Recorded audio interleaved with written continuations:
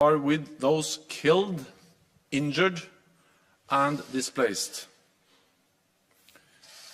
We call on Russia to stop this senseless war, immediately cease its assaults, withdraw all its forces from Ukraine, and turn back to the path of dialogue and turn away from aggression. The Kremlin's objectives are not limited to Ukraine. Russia has demanded legally binding agreements to announce further NATO enlargement and to remove troops and infrastructure from allies that joined after 1997. We are facing a new normal in European security, where Russia openly contests the European security order and uses force to pursue its objectives. The world will hold Russia and Belarus accountable for their actions. Russia as the aggressor, Belarus as the enabler. President Putin's decision to pursue his aggression against Ukraine is a terrible strategic mistake, for which Russia will pay a severe price for years to come. NATO allies and the European Union have already introduced significant sanctions, and many of our partners around the globe have joined us. We must stand ready to do more, even if it means we have to pay a price, because we are in this for the long haul. At the same time, the Russian people must know that Kremlin's war on Ukraine will not make Russia more secure. It will not make Russia more respected in the world. It will not lead to a better future for your children. In response to Russia's massive military build-up over the past months, we have already strengthened our deterrence and defense. Yesterday, NATO allies activated our defense plans. And as a result, we are deploying elements of the NATO response force on land, at sea, and in the air, to further strengthen our posture and to respond quickly to any contingency. The United States, Canada, and European allies have deployed thousands of more troops to the eastern part of the alliance. We have over 100 jets at high alert, operating in over 30 different locations, and over 120 ships from the high north to the Mediterranean, including 3 strike carrier groups. There must be no space for miscalculation or misunderstanding. We will do what it takes to protect and defend every ally and every inch of NATO territory. Leaders today also made clear that we must continue our support to Ukraine. The Kremlin is trying to make NATO and the EU provide less support to our partners. So our collective answer must be more support to countries like Georgia, Moldova, and Bosnia-Herzegovina, to help them succeed with their democratic reforms and pursue the path that they have freely chosen. More than ever, this crisis demonstrates the importance of North America and Europe standing together in NATO.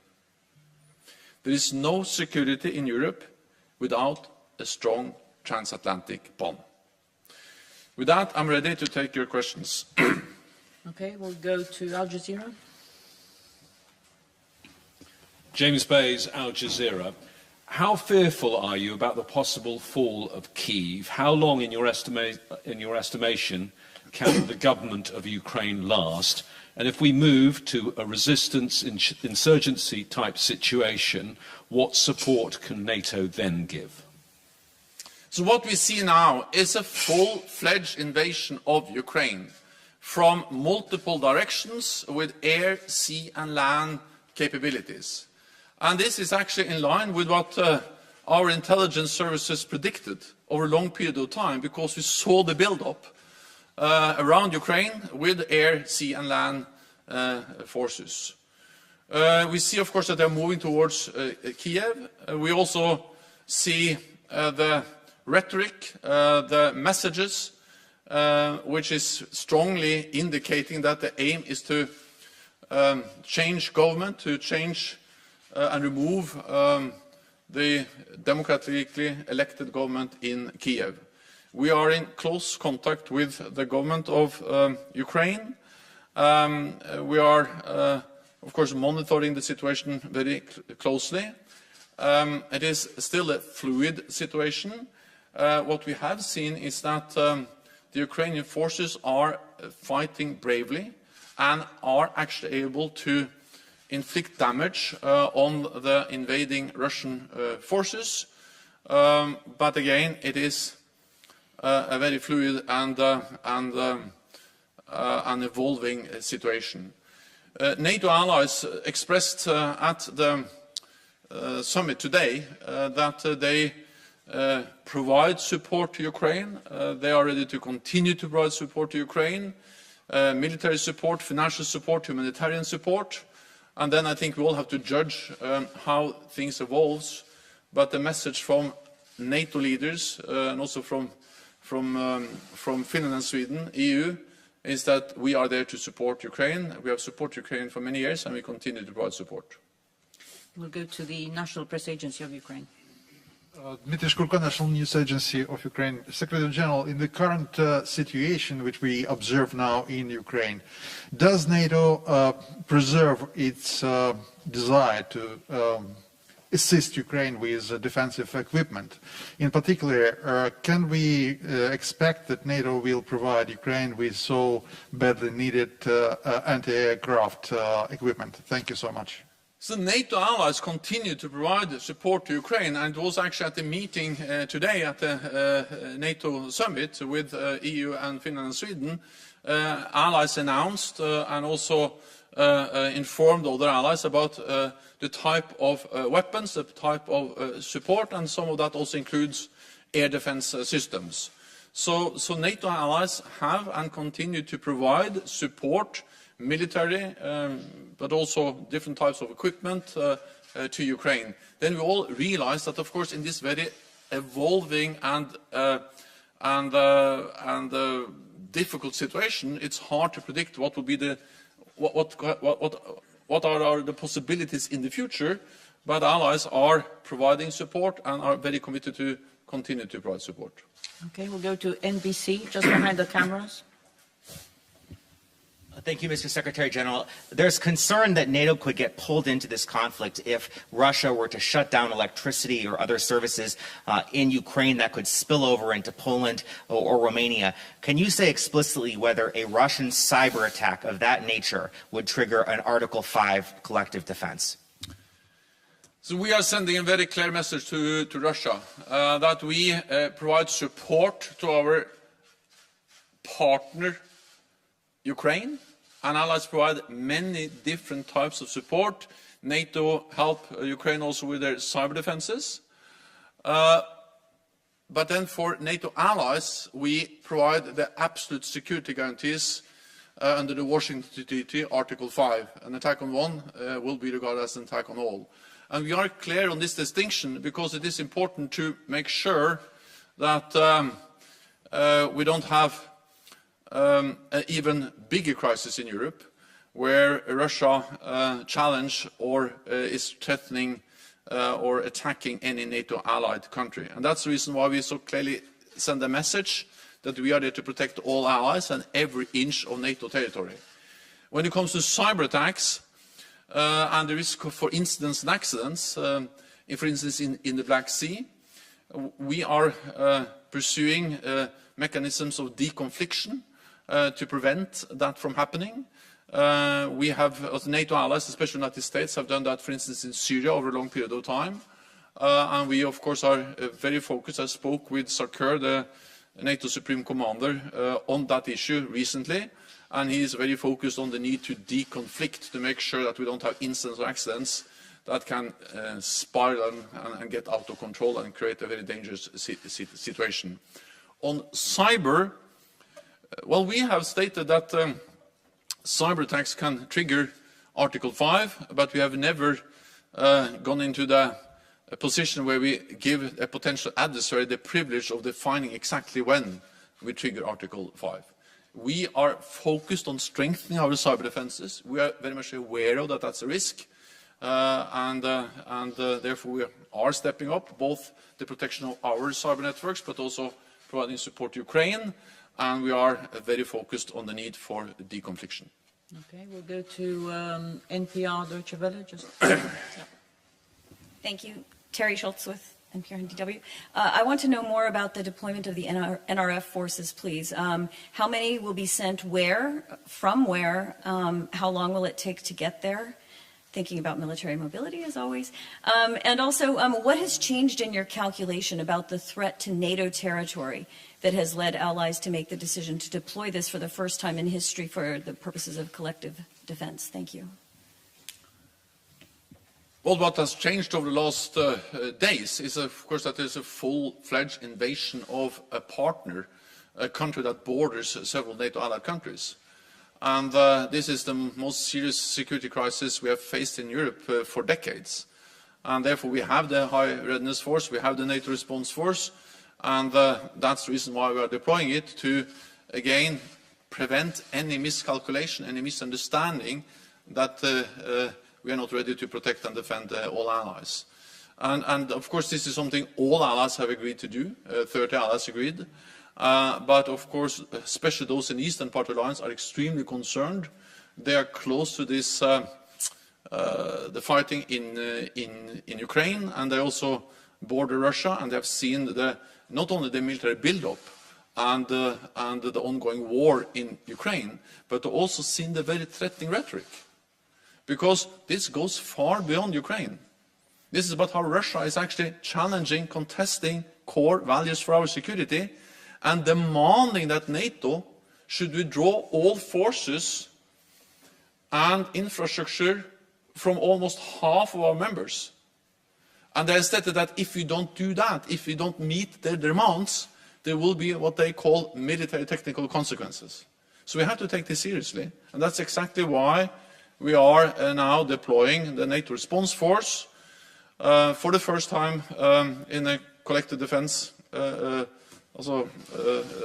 context. And we speak about thousands of troops. We speak about air and maritime capabilities. They are already actually part of the standing naval groups.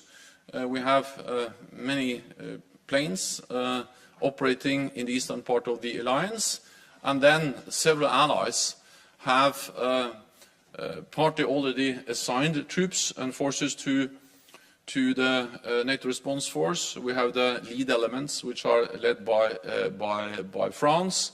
We have the United States, which has assigned thousands of troops to the NATO Response Force, and these will be deployed to different places in the eastern part of the alliance.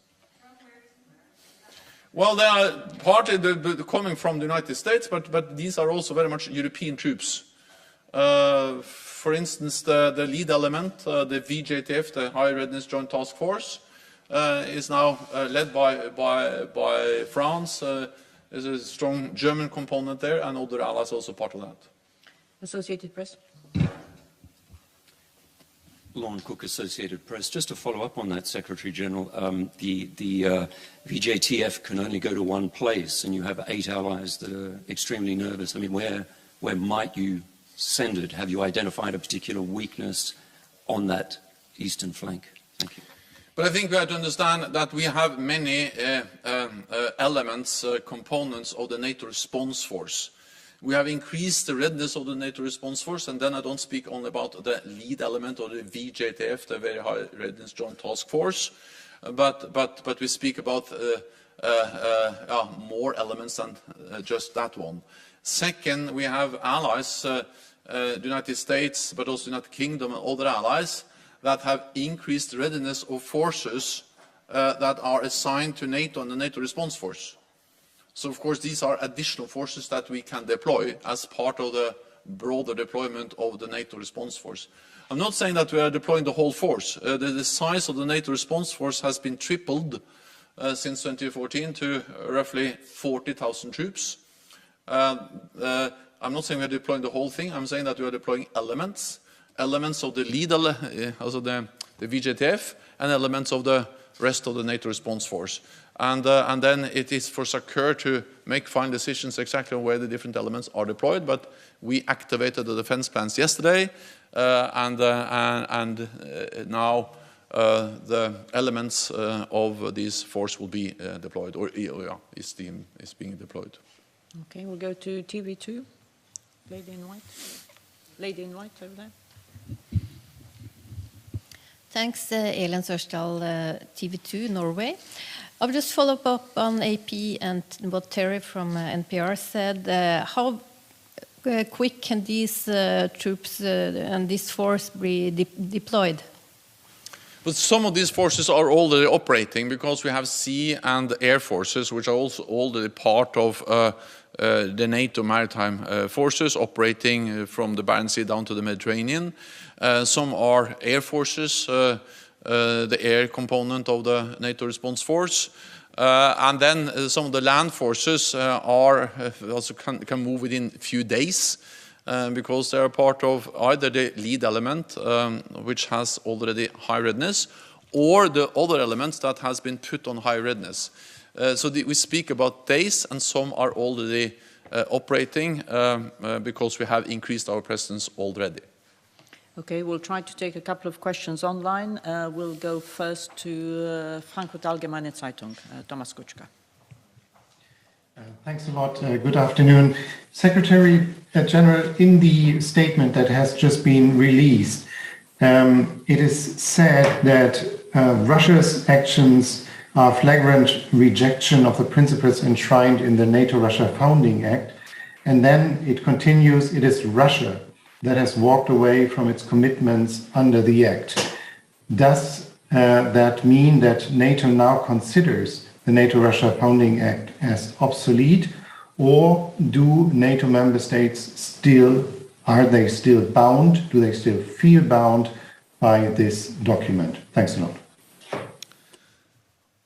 NATO leaders decided today a statement where we clearly state the fact that Russia has walked away. The NATO-Russia Founding Act is based on some core principles enshrined in the Founding Act, and that is the respect for territorial integrity and sovereignty of all countries, including, of course, Ukraine. And this has been violated not once but twice, and actually been constantly violated since 2014 with the illegal annexation of Crimea and the continued presence of Russian forces and Russian-backed separatists in eastern Ukrainian Donbass. And this is further violated with the full-fledged invasion of Ukraine that we have seen over the last couple of days. So what we see is that Russia showed no respect for the NATO-Russia Founding Act. And of course, if you have a founding act between two partners, NATO and Russia, and one part doesn't respect that agreement, the agreement doesn't work. It doesn't function.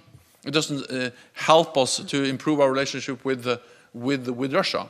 Because even if the founding act has good provisions and good intentions, if these intentions and the provisions and the founding act is not respected, it doesn't work. So that's the reality. The NATO-Russia Founding Act doesn't work because one side, Russia, has violated it over many years, but now we see a extremely blatant and flagrant violation of the Founding Act with the invasion of Ukraine. We'll take the next question online also from Greg Palkett from Fox. Thank you, Juana. Thank you, Mr. Secretary General. Two quick questions, one about war, one about peace. Do you agree with some reports of intelligence officials that Kiev could fall within the next, say, day or two? And despite the bravery of the fighting that you have cited among Ukrainian soldiers, do you see a defeat inevitable if war goes on?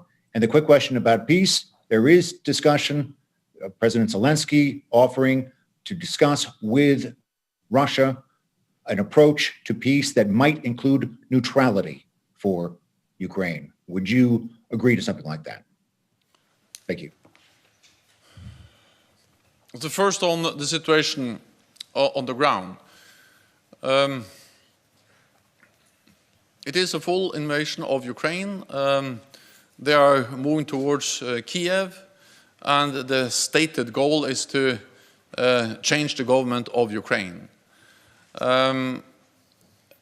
It is a very unpredictable situation, therefore I will not speculate, but I will pay my respect to the Ukrainian armed forces, which are really proving their bravery and their courage by fighting and standing up against the much larger invading Russian force.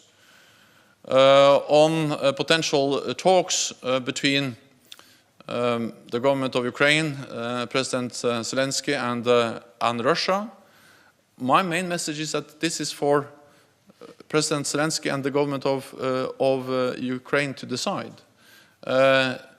What we need to see now is that Russia stop the attack against Ukraine, that they withdraw their forces and cease all the attacks on Ukraine. That's the easiest, the fastest, and the best way to peace. So if they want peace, then it's just stop to attack Ukraine. And therefore we call on Russia to do exactly that. Okay, we'll go to NTV. Yes, Sonomut from NTV. Secretary General, two short questions. First, you're a statistician, and so far with regard to risk, you have already evaluated the risk and the threat against NATO coming from Russia. Particularly, you foresee the playbook of Russia. And so my first question is, what is the risk that this conflict spread where, and what might be the end goal of Russia? And my second question is, you have at the tip of your fingers the security of 1 billion citizens in the transatlantic area. So you met with on VTC all the leaders. Can you reassure the public opinion that if there is a genuine threat coming from, because the rhetoric, the aggressive rhetoric of Russia, its behavior is unacceptable, that all member states are committed to defend and protect every single centimeter of NATO? Thank you. In the meeting today with NATO leaders, it was a very strong message of unity, a very strong message of resolve that we need to stand together, not only in words but also in deeds.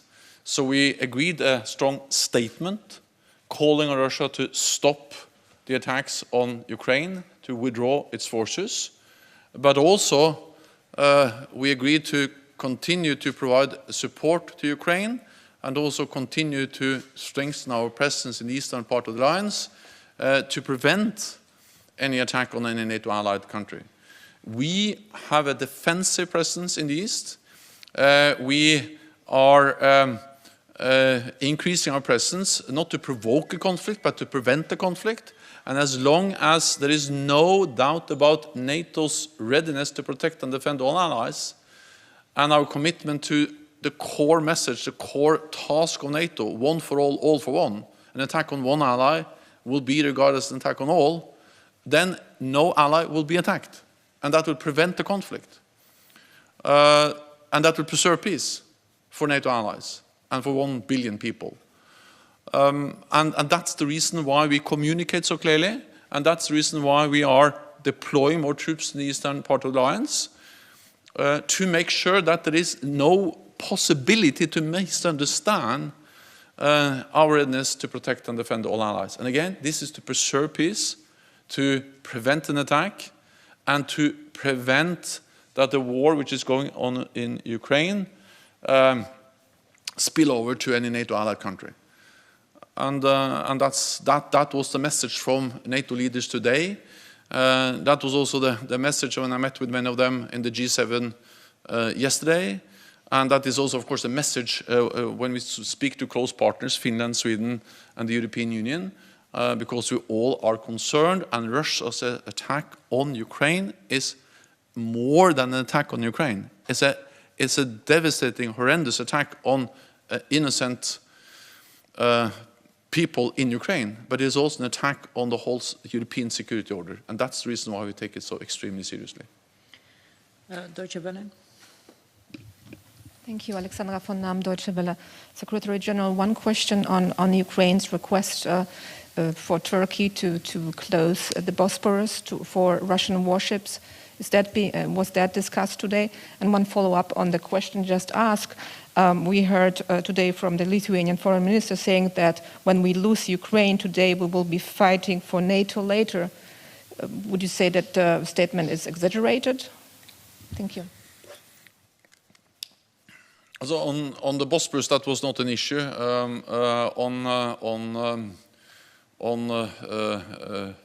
The potential attack or any potential attack on a NATO allied country, well, that has been my message throughout the whole day. That was the message from the NATO leaders in the summit today, is that we are there to protect and defend all allies. NATO is the strongest military alliance in the world. And make no mistake, we are there to protect and defend all allies and every inch of NATO territory. And we convey that message again and again, both in words but also in deeds. And that's the way to prevent war, that's the way to prevent an attack, to preserve peace, and we have done so for more than 70 years, and we will continue to do it, also in the light of the attack on Ukraine. Thank you very much. This concludes this press conference. Thank you so much.